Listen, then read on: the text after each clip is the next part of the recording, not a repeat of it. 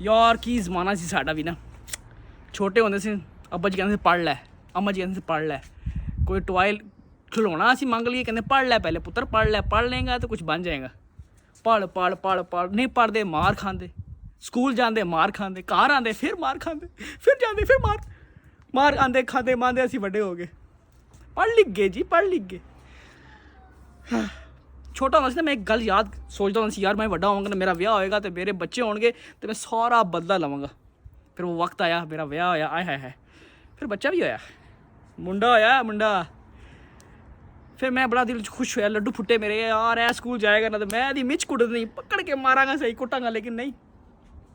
वो वक्त आया, स्कूल गया तो स्कूल वाले ने रूल ही चेंज करते, कहते मार नहीं प्यार। और सारी दफा मर गए सी, तुसी सारी दफा मर गए सी, कित्थे गए तुसी?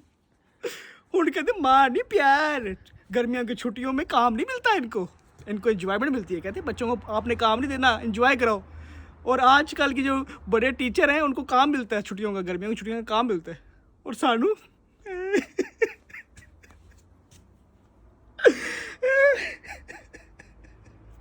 चलो रहने दो, मैं की दसा।